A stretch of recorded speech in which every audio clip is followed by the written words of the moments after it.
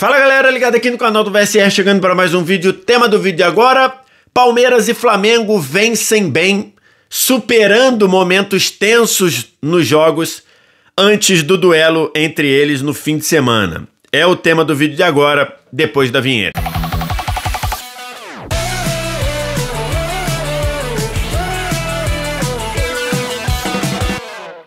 Mais um vídeo chegando aqui no canal do VSR, vamos falar sobre as vitórias de Palmeiras e Flamengo na rodada do meio de semana do Brasileirão.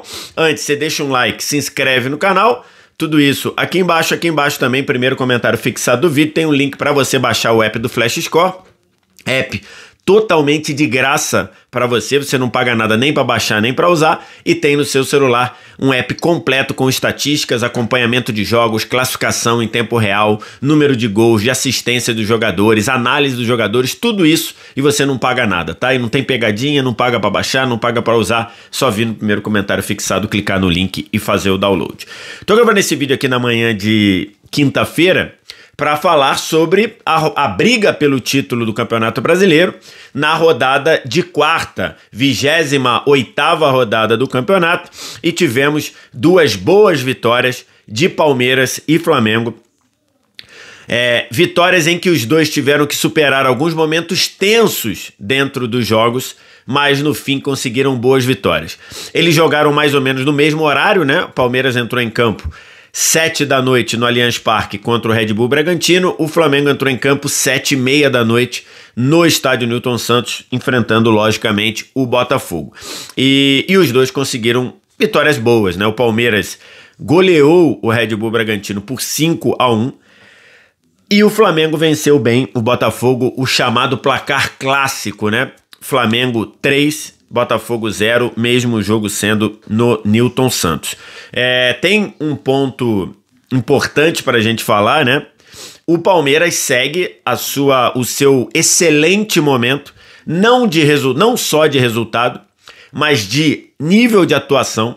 Palmeiras jogando muito bem, eu tenho dito, né? Para mim, hoje, quem melhor executa o que quer, quem melhor joga no Brasil, desde que o Flaco Lopes foi efetivado como titular, casada com a chegada do Andrés Pereira, para mim quem melhor joga no Brasil, quem melhor pratica o futebol no Brasil nesse momento é o Palmeiras. E isso fica comprovado vendo o Palmeiras jogar, e nos jogos no Allianz Parque o Palmeiras fortíssimo, o Palmeiras num nível excelente. O Palmeiras fez 3 ou mais gols nos últimos 7 jogos que disputou dentro do Allianz Parque. Então o Palmeiras dentro de casa tem sido um time muito difícil de ser contido, e isso está se mostrando no poderio, no número de chances criadas, que até um tempo atrás era um questionamento, era um motivo de crítica ao Palmeiras, e principalmente nos gols, na conversão dos gols. Contra o Red Bull Bragantino, por que eu digo que o Palmeiras teve que superar um momento de tensão? Porque o Palmeiras sai atrás, né?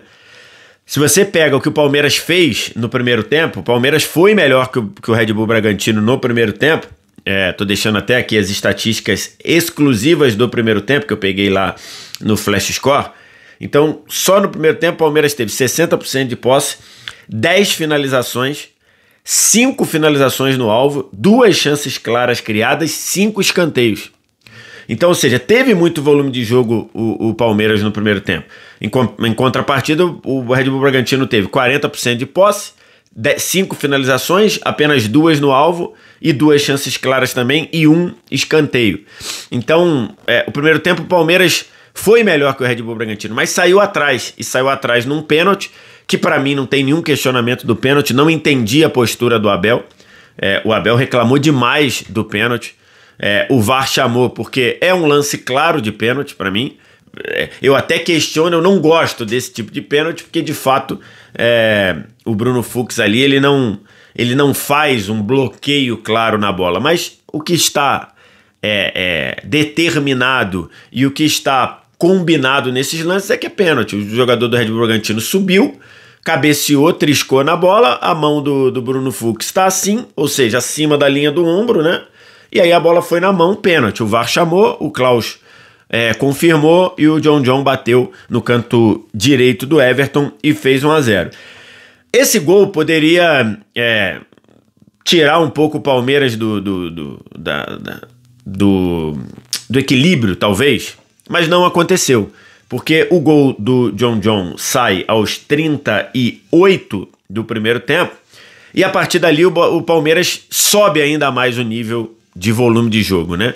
Um Palmeiras com os laterais subindo, com os laterais encaixando um pouco mais, uma pressão um pouco mais alta, retomando a bola o tempo todo, e ficou dos 39 até o fim do primeiro tempo, e tivemos 8 minutos de acréscimo, ou seja, o Palmeiras ficou 15 minutos dentro do campo do Red Bull Bragantino e conseguiu empatar ainda no primeiro tempo, ao gol do Bruno Fux aos 50 minutos, né? Ou seja, aos 5 de acréscimo, um cruzamento, um escanteio do Maurício, Bruno Fux subiu livre, o goleiro do Red Bull Bragantino saiu errado, catou a famosa borboleta, o nosso possante Lucão, e aí a bola foi na cabeça do Bruno Fux, que empatou o jogo. Esse gol, claro, ainda na reta final do primeiro tempo, dá tranquilidade, e no segundo o Palmeiras sobrou. No segundo, um Palmeiras tomando conta do campo de ataque, um Palmeiras todo dentro do campo de ataque, e aí foi um festival de oportunidades, a maioria criada pelo lado direito, né? O lado direito do Palmeiras, que ainda tá sem o Kelvin, mas muito forte. E aí assim o Palmeiras foi e construiu a goleada, né? O primeiro gol do Vitor Roque, o segundo gol, né? No primeiro do segundo tempo do Vitor Roque, logo aos 12 minutos do segundo tempo. Depois de uma jogada na direita, a bola sobra ali para ele pega de primeira, faz 2-1. Depois do 2-1, o Abel tira o Bruno Fux, bota o Aníbal Moreno para dar uma consistência maior, imaginando que o Red Bull Bragantino iria subir, não subiu, e aí o Palmeiras deitou, né? O Felipe Anderson fez 3-1 aos 28 do segundo tempo. Depois, aos 20 do segundo tempo, o Alan entrou no lugar do Veiga. Veiga ontem teve um pouco abaixo do que jogou nos últimos jogos, e o Alan entrou muito bem. O Alan entrou fazendo uma correria e uma capacidade de ganhar duelos pelo lado direito, e aí, não à toa, ele participou de 2 assistências. Fez uma jogadaça pela direita para dar assistência para o Felipe Anderson lá na esquerda. O Felipe Anderson deu aquela chapada parede da rede, 3-1. Depois, o Flaco Lopes, que entrou aos 33 do segundo tempo, entrou no lugar do Maurício, fez o 4-1 aos 39, depois de um rebote, de um chute do Vitor Roque, ele aparece, ele começa a jogada e vai na área pegar o rebote, faz o 4-1, e depois uma outra boa jogada pelo Alan pela direita, ele acha o Vitor Roque mais ou menos na marca do pênalti, o Vitor Roque faz um golaço, entra driblando, passeando no meio de 3, dá um tapa no canto, fechando em 5-1, e fechando mais uma grande partida, grande atuação, não só a vitória, grande atuação do Palmeiras, que fez a parte dele e aí ficou esperando o que o Flamengo ia fazer no estádio Newton Santos, e era um jogo de risco para o Flamengo, um jogo potencialmente problemático, seja pela fase do Flamengo, que não era das melhores, né? O Flamengo de uma vitória nas últimas 5 partidas, contando todas as competições, e principalmente pelo nível de mobilização que o Botafogo tem colocado nos jogos contra o Flamengo. Ontem isso não funcionou. Ontem o Botafogo competiu, tentou competir, mas não foi naquela pegada, naquele ritmo de esticar a corda, de pressionar o Flamengo o tempo todo. E mesmo assim, o Flamengo precisou colocar os nervos no lugar e precisou ter calma e tranquilidade para construir esse 3-0. Se você pega o primeiro tempo do jogo, você vê um primeiro tempo equilibrado, um primeiro tempo de uma tendência de equilíbrio, até o Arrascaeta fazer a diferença, e o Arrascaeta, na qualidade, quebrar ali a dificuldade do Flamengo em gerar oportunidades claras. Aqui eu tô deixando as estatísticas só do primeiro tempo. Se você vê as estatísticas do primeiro tempo, você vê uma tendência de equilíbrio ali, né? O Flamengo teve mais posse, porque é normal o Flamengo ter mais posse, né? Faz parte do DNA do time, mas as outras métricas você vê um equilíbrio grande ali. 65 35 para o Flamengo na posse, mais 6 finalizações a 5 para o Flamengo.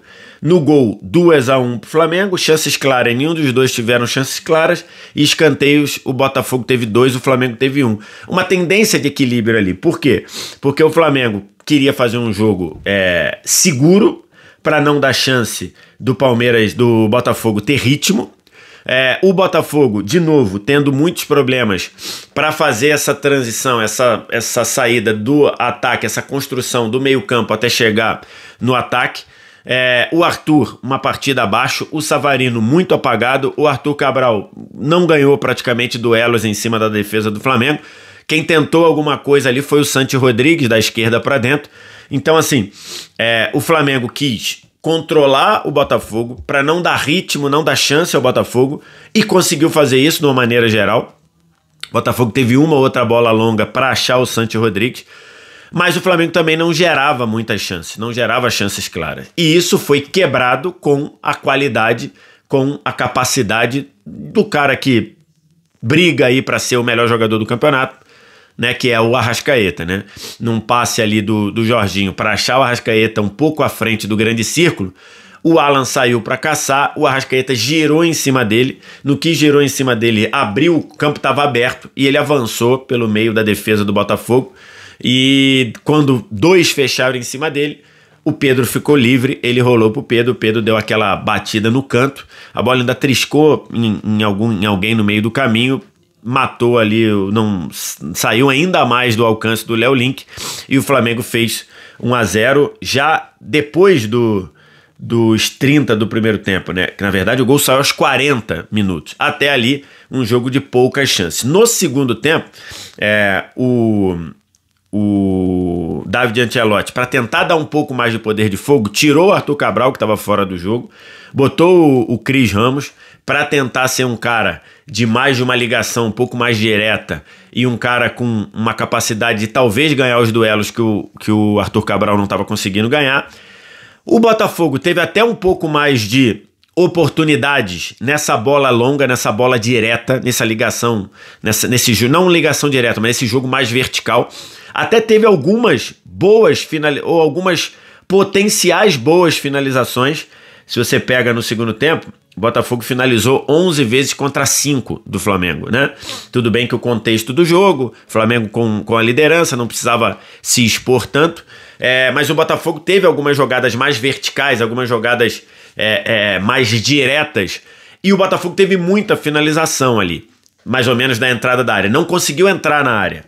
O Botafogo teve, deixa eu ver quantas vezes o Botafogo finalizou 5 vezes na área, 6 vezes fora da área.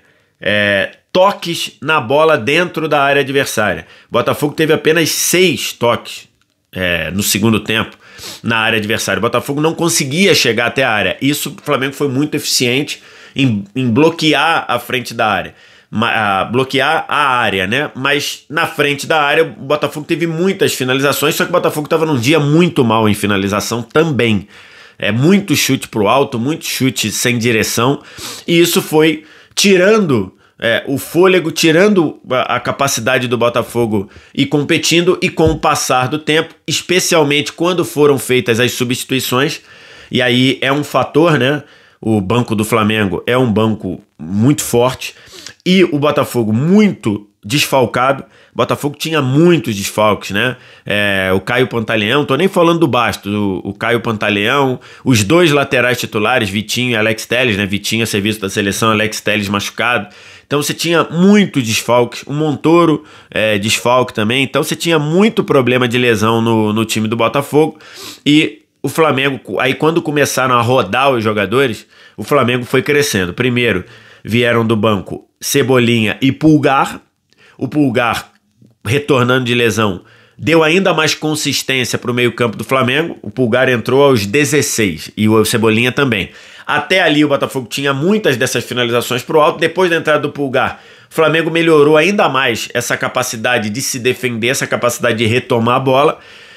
E depois, pouco tempo depois, da entrada, 8 minutos depois das entradas, o Flamengo fez 2-0, numa jogada em que o Pulgar aciona o Cebolinha ganha o seu mano a mano, ganha o seu duelo em cima do Matheus Ponte, acha o Pedro na meia-lua, Pedro tinha até a possibilidade de talvez forçar um chute, tinha gente na frente dele, talvez esse chute saísse bloqueado, e aí o que ele fez? Na qualidade que ele tem, ele deu uma assistência, um passe por elevação, uma cavadinha para o Luiz Araújo do lado direito, estava livre, bateu de primeira para fazer o 2-0. E aí na prática, no 2-0, o jogo tinha acabado, porque esse Botafogo, um Botafogo com graves problemas, um Botafogo com muitas questões de desfalques e também muitas questões de falta de um entendimento, e depois, no fim do jogo, o Marlon Freitas falou palavras duras de como o ano do Botafogo é um ano sem sequência, é um ano completamente picotado, e isso está interferindo no que o time tem feito dentro de campo. E aí, então esse time não ia voltar do 2-0, nem para empatar. E logo depois o Flamengo fez 3-0, né? 10 minutos depois do 2-0, o Flamengo fez 3-0, de novo com jogadores que vieram do banco, né? Porque aos 30, o Carrascal substituiu o Arrascaeta, e aos 35, o Plata substituiu o Pedro. E os dois participaram da jogada do 3-0, uma jogada que começa com o Carrascal e o Cuiabano brigando ali pela bola no jogo de corpo ali, sem falta. O Cuiabano se estatelou no chão, mas não houve nada. O Carrascal ganhou, cruzou, e o Plata mergulhou de carrinho, de peixinho para fazer 3-0. E aí, placar clássico, uma festa absurda dos torcedores do Flamengo que estiveram no Newton Santos e tudo mais, e o jogo fechou, o jogo terminou. O que essas rodadas, o que esses dois jogos fazem para o Campeonato Brasileiro? Como o Cruzeiro empatou com o Atlético Mineiro, 1-1, o Cruzeiro saiu na frente com um belo gol do Matheus Pereira na assistência do Caio Jorge. Logo depois tem um lance que o Cruzeiro reclamou muito, que era tiro de meta, porque a bola bate, trisca no Dudu antes de sair, o árbitro não viu, deu escanteio. Na cobrança de escanteio, o Arana cruzou pro Juan fazer o gol, e logo depois o Caio Jorge, numa atitude completamente desproporcional, né? Não desproporcional no sentido dele estar se sentindo prejudicado ou não se sentindo roubado, mas desproporcional porque isso tá na regra, é expulsão automática. Ele fez aquele símbolo assim, aquele gesto assim, e aí foi expulso. E aí o Galo continuou pressionando, mas não conseguiu fazer. Mais uma vez o Galo não consegue aproveitar um jogador a mais, e o jogo terminou 1-1. Então, com esse resultado, aqui tá a classificação que eu peguei lá no app do Flash Score. Com esse resultado, o Cruzeiro está 5 pontos atrás do Flamengo e 8 pontos atrás do Palmeiras. Com um detalhe, o Cruzeiro tem um jogo a mais que os dois, né? O Cruzeiro já jogou 27 vezes e o Cruzeiro já jogou 28 vezes e Flamengo e Palmeiras jogaram 27. Então, acho que a gente pode dizer que ficou muito difícil para o Cruzeiro brigar pelo título, né? Acho que hoje a gente tem que resumir a disputa ao título, pelo menos com o cenário de agora, e considerando o quanto é difícil Flamengo e Palmeiras perderem pontos, tá difícil para o Cruzeiro na briga pelo título. Cruzeiro pode pensar em o Flamengo tirar ponto, o Flamengo ganhar do Palmeiras no fim de semana, que aí ele ficaria, se ele ganhar do Fortaleza, ele ficaria 5 atrás do Palmeiras, e depois ele próprio, Cruzeiro, ganhar do Palmeiras no confronto direto da outra semana, e aí ele baixaria de 5 para 2 a diferença para o Palmeiras, mas o Flamengo ainda estaria 5 na frente nessa situação hipotética. Então, a classificação do campeonato, que eu estou deixando aqui, mais uma coisa que tem lá numa excelente dentro do Flash Score. E aí, qual é o cenário? Palmeiras líder 61, Flamengo vice-líder com 58. Detalhe, a diferença do Palmeiras é também no número de vitórias, como a gente falou aqui. O Palmeiras tem 2 vitórias a mais que o Flamengo. O Palmeiras tem 19 vitórias, o Flamengo tem 17 vitórias. E isso faz com que o Palmeiras vá ao Maracanã no domingo com uma possibilidade tranquila de jogar por um empate, Um empate é excelente para o Palmeiras e com a segurança que mesmo que o Palmeiras perca, o Palmeiras continuará líder do campeonato. Então é uma condição muito tranquila para o Palmeiras e por isso essa vitória sobre o Red Bull Bragantino era tão importante, porque o Palmeiras pode ir ao Maracanã e perder o jogo que vai continuar líder do campeonato. É uma segurança para o Palmeiras fazer o seu jogo, é uma pressão a mais para o Flamengo. Então, sem dúvida alguma, essa vitória do Palmeiras sobre o Red Bull Bragantino era muito importante e ela foi conseguida de uma maneira excelente. Ao Flamengo cabe jogar tudo que ele tem para ganhar do Palmeiras, igualar o número de pontos e aí ficar vendo o que vai acontecer. Depois do jogo de domingo, que vai ser domingo Maracanã, 4 da tarde, vão faltar 10 jogos para os dois. 10 jogos para o Flamengo, 10 jogos para o Palmeiras, com os dois brigando diretamente pelo título. Então, se o Flamengo vence o Palmeiras, se o Flamengo joga tudo para vencer o Palmeiras e trazer a diferença para apenas numa vitória do Palmeiras, né, eles teriam o mesmo número de pontos e o Palmeiras teria uma vitória a mais, é obrigatório para o Flamengo, se o Flamengo de fato quer brigar ou vai brigar pelo título brasileiro.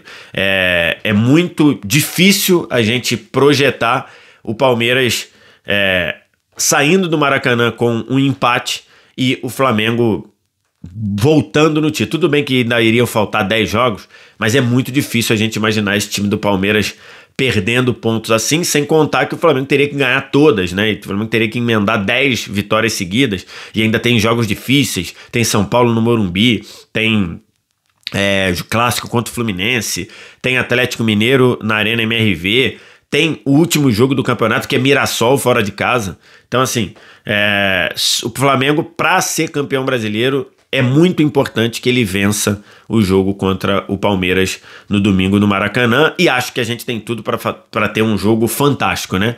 É uma pegada de decisão, é uma pegada de final num campeonato de pontos corridos que a gente ainda vai falar sobre isso aqui até domingo. Quero te ouvir, o que você acha, o que você pensa, diz aqui embaixo nos comentários. No mais, like, se inscreve no canal, sininho das notificações, vem no primeiro comentário fixado, clica no link que tá nele para baixar o app do Flash Score, app que você não paga nada, nem para baixar, nem para usar, e te dá toda a bagagem estatística, além de classificação, gols, estatísticas, assistências, tabela, tudo isso em tempo real, beleza? Só vir no primeiro comentário, fazer o download, você não paga nada. Obrigado demais pela audiência, um abraço, tchau!